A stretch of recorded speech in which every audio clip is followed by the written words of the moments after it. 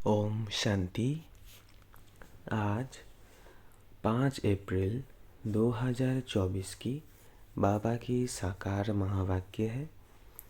प्यारे बाबा बोले, मीठे बच्चे, बाप को प्यार से याद करो तो तुम निहाल हो जाएंगे। नज़र से निहाल होना माना विश्व का मालिक बनना। प्रश्न, नज़र से निहाल किंदा स्वामी सद्गुरु, इसका वास्तविक अर्थ क्या है? उत्तर, आत्मा को बाप द्वारा जब तीसरी आँख मिलती है और उस आँख से बाप को पहचान लेती है तो निहाल हो जाती, अर्थात सद्गति मिल जाती है। बाबा कहते, बच्चे, देही अभिमानी बन तुम मेरे से नज़र लगाओ, अर्थात मुझे याद करो और संग तोड़ एक मेरे संग जोड़ो तो बेहाल अर्थात कंगाल से निहाल अर्थात साहूकार बन जाएंगे। ओम शांति। मीठे मीठे रूहानी बच्चे किसके पास आते हैं? रूहानी बाप के पास। समझते हो हम शिव बाबा के पास जाते हैं। यह भी जानते हैं शिव बाबा सब आत्माओं का बाप है। यह भी बच्चों को निश्चय चाहिए कि वह सुप्रीम टीचर भी है तो सुप्रीम गुरु भी है। सुप्रीम को परम कहा जाता है। उस एक को ही याद करना है। नज़र से नज़र मिलाते हैं। गायन है, नज़र से निहाल किंदा स्वामी सद्गुरु। उनका अर्थ चाहिए, नज़र से निहाल किसको? जरूर सारी दुनिया के लिए कहेंगे, क्योंकि सर्व का सद्गति दाता है। सर्व को इस पतित दुनिया से ले जाने वाला है। अब नज़र किसकी? क्या यह आँखें? नहीं, तीसरी आँख मिलती है ज्ञान की, जिससे आत्मा जानती है यह हम सभी आत्माओं का बाप है। बाप आत्माओं को राय देते हैं कि मुझे याद करो। बाप आत्माओं को समझाते हैं, आत्माएं ही पतित तमोप्रधान बनी है।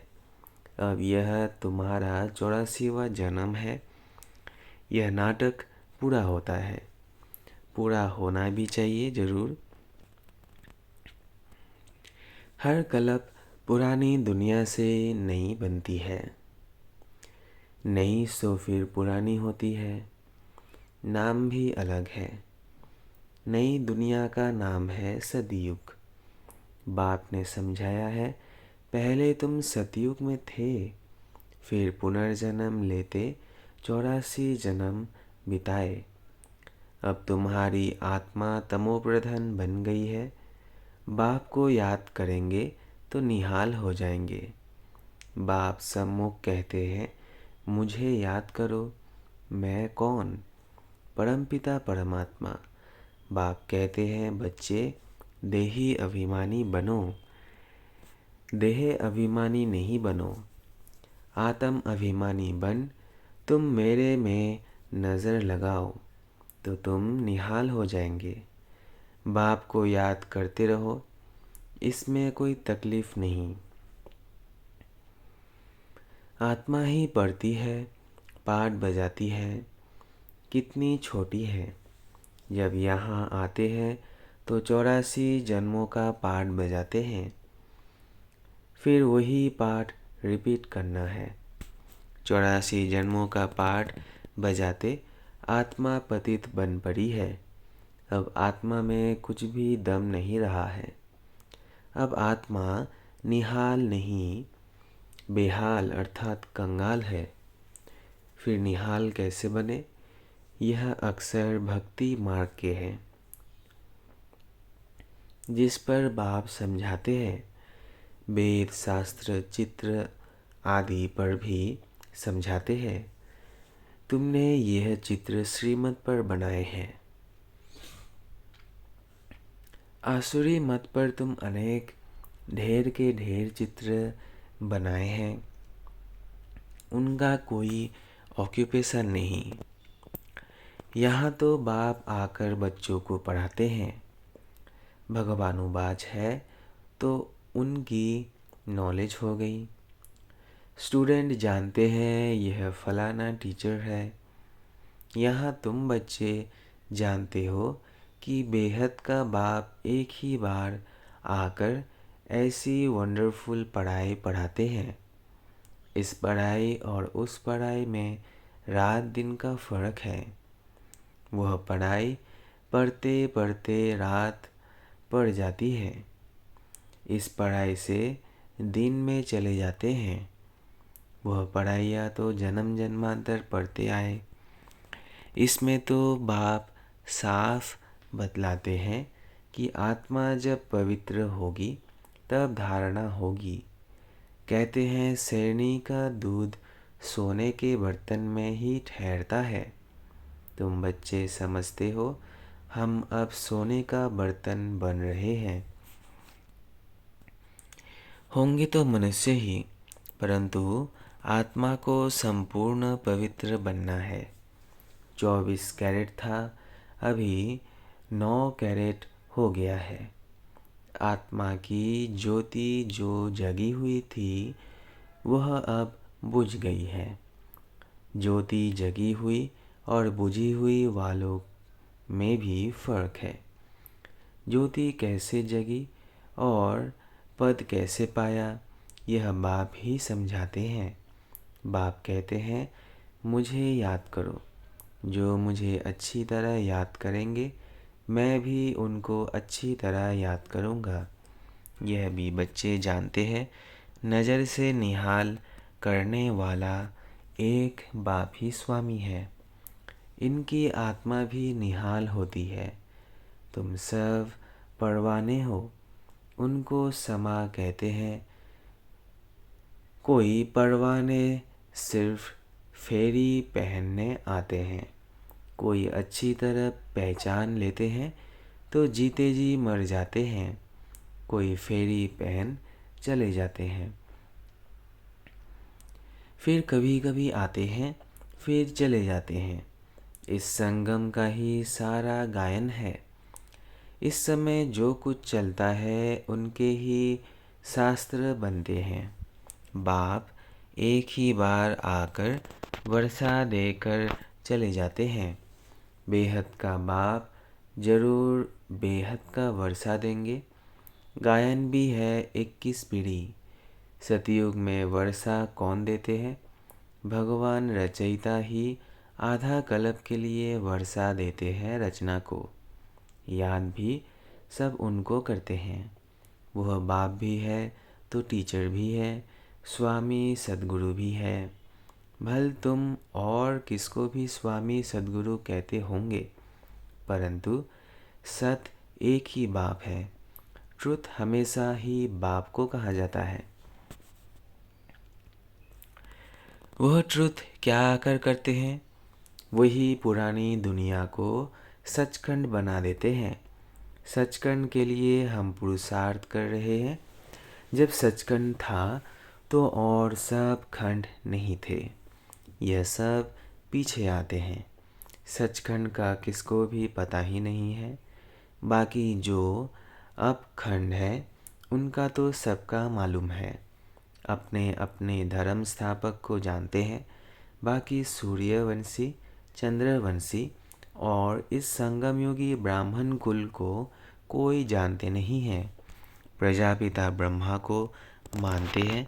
कहते हैं हम ब्राह्मण ब्रह्मा की औलाद है, परंतु वह है कुग वंशावली। तुम हो मुग वंशावली। वह है अपवित्र, तुम मुग वंशावली हो पवित्र। तुम मुग वंशावली बन फिर छी दुनिया रावण राज्य से चले जाते हो। वहाँ रावण राज्य होता ही नहीं। अब तुम चलते हो नई दुनिया में, उनको कहते हैं वाइसलेस वर्ल्ड।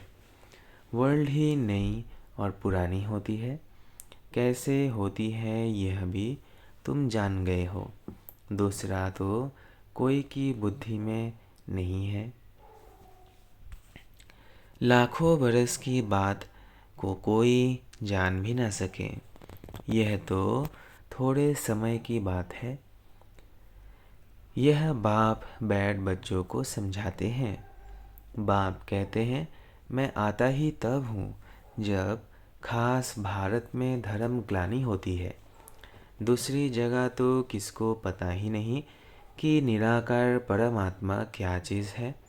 बड़ा बड़ा लिंग बनाकर रख दिया है। बच्चों को समझाया है आत्मा का साइज कभी छोटा बड़ा नहीं होता है। जैसे आत्मा अविनाशी है वैसे बाप भी अविनाशी है। वह भी सुप्रीम आत्मा, सुप्रीम माना, वह सदैव पवित्र और निर्विकारी है। तुम आत्माएं भी निर्विकारी थी, दुनिया भी निर्विकारी थी। उनको कहा ही जाता है संपूर्ण निर्विकारी। नई दुनिया फिर जरूर पुरानी होती है। कला कम होती जाती है। 2 कला कम चंद्रवंशी राज्य था, फिर दुनिया पुरानी बनती जाती है। पीछे और खंड आते जाते हैं। उनको कहा जाता है बाई प्लॉट, परंतु मिक्सअप हो जाते हैं। ड्रामा प्लान अनुसार जो कुछ होता है वो फिर रिपीट होगा। जैसे बौद्धियों का कोई बड़ा आया, कितनों को बौद्ध धर्म में ले गया, धर्म को बदला दिया। हिंदुओं ने अपना धर्म आपे ही बदला है, क्योंकि कर्म भ्रष्ट होने से धर्म भ्रष्ट भी हो पड़े हैं। वाम मार्ग में चले गए हैं। जगन्नाथ के मंदिर में भी भल गए होंगे, परंतु कोई का कुछ ख्याल नहीं चलता।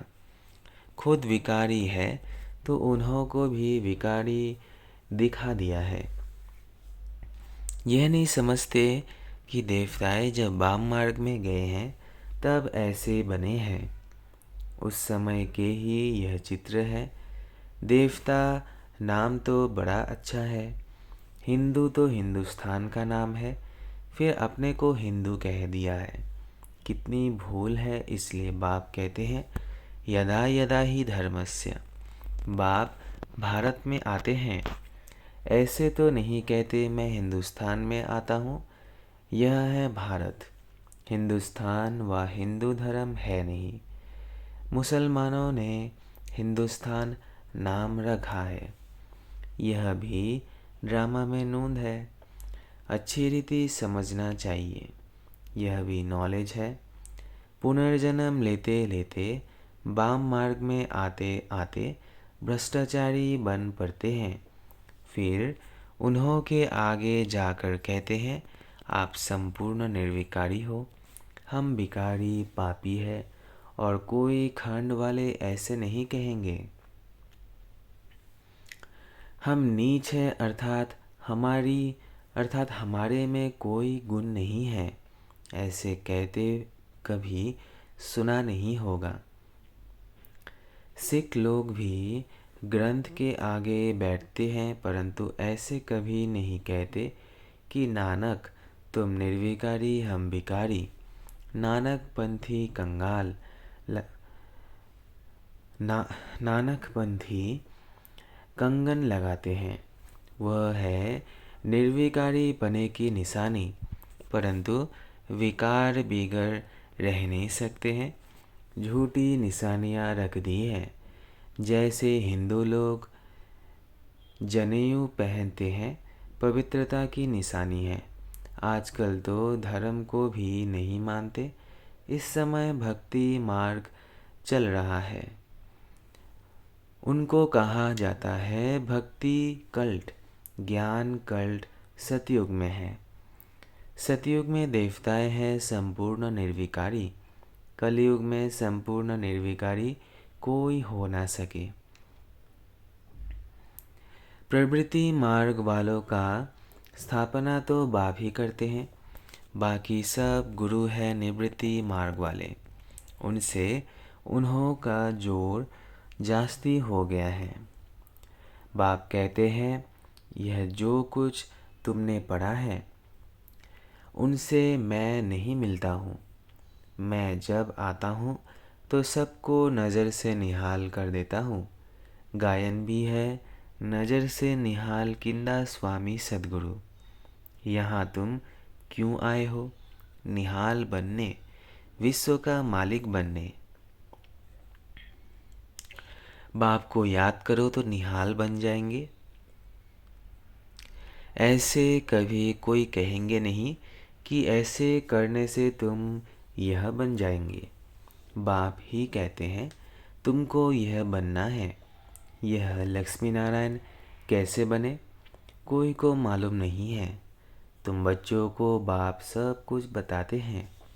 यही 84 जन्म ले पतित बने, फिर तुमको यह बनाने आया हूँ। बाप अपना परिचय भी देते हैं तो नज़र से निहाल भी करते हैं। यह किसके लिए कहते हैं? एक सद्गुरु के लिए है। वह गुरु लोग तो ढेर हैं और आत्माएं अबलाएं है भोली। तुम सब भी भोलेनाथ के बच्चे हो। शंकर के लिए कहा है आँख खोली विनाश हो गया, यह भी पाप हो जाए। बाप कभी ऐसे काम के लिए डायरेक्शन नहीं देते हैं। विनाश तो कोई और चीज़ों से होगा ना। बाप ऐसे डायरेक्शन नहीं देते। यह तो सब साइंस निकालते रहते हैं। समझते हैं हम अपने कुल का आप ही विनाश करते हैं। वह भी बांधे हुए हैं, छोड़ नहीं सकते। नाम कितना छोटा है, मून में जाते हैं परंतु फ़ायदा कुछ भी नहीं। मीठे मीठे बच्चे तुम भी बाप से नज़र लगाओ, अथवा हे आत्मा अपने बाप को याद करो तो निहाल हो जाएंगे। बाप कहते हैं जो मुझे याद करते हैं, मेरे लिए सर्विस करते हैं, मैं भी उनको याद करता हूँ तो उनको बल मिलता है। तुम यहाँ सब बैठे हो जो निहाल हो जाएंगे वही राजा बनेंगे। गायन भी है और संग तोड़ एक संग जोड़ो। एक है निराकार, आत्मा भी निराकार है। बाप कहते हैं मुझे याद करो। तुम खुद कहते हो हे पतित पावन। ये किसको कहा? ब्रह्मा को, विष्णु को, शंकर को? नहीं, पतित पावन तो एक है, वो सदैव पावन ही है। उनको कहा जाता है सर्वशक्तिमान।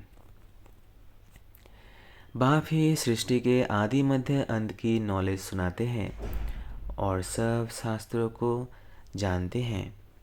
वह सन्यासी शास्त्र आदि पढ़कर टाइटल लेते हैं। बाप को तो पहले ही टाइटल मिला हुआ है, उनको पढ़कर थोड़ा ही लेना है। अच्छा, मीठे मीठे सिकिलधे बच्चों प्रति माता पिता बाप दादा का याद प्यार और गुड मॉर्निंग। रूहानी बाप की रूहानी बच्चों को नमस्ते। हम रूहानी बच्चों की रूहानी माता पिता बाप दादा को याद प्यार गुड मॉर्निंग और नमस्ते नमस्ते नमस्ते। शुक्रिया बाबा, शुक्रिया।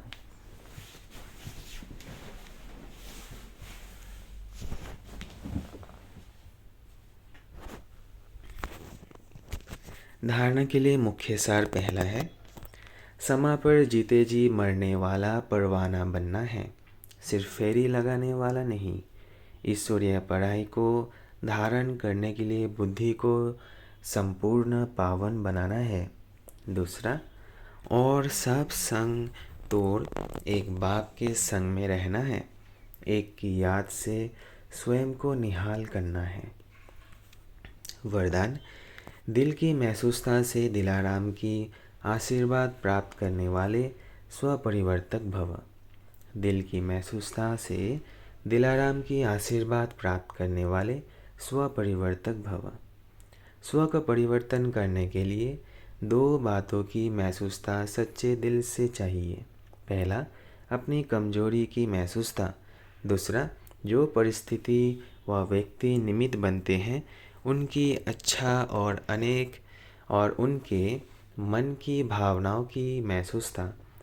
परिस्थिति के पेपर के कारण को जान स्वयं को पास होने के श्रेष्ठ स्वरूप की महसूसता हो कि स्वस्थिति श्रेष्ठ है, परिस्थिति पेपर है। यह महसूसता सहज परिवर्तन करा लेगी और सच्चे दिल से महसूस किया तो दिलाराम की आशीर्वाद प्राप्त होगी। स्लोगन: वारिस वह है जो एवरेडी बन हर कार्य में जी हजूर हाजिर करता है। वारिस वह है जो एवरेडी बन हर कार्य में जी हजूर हाजिर करता है। अच्छा, ओम शांति, ओम शांति, ओम शांति।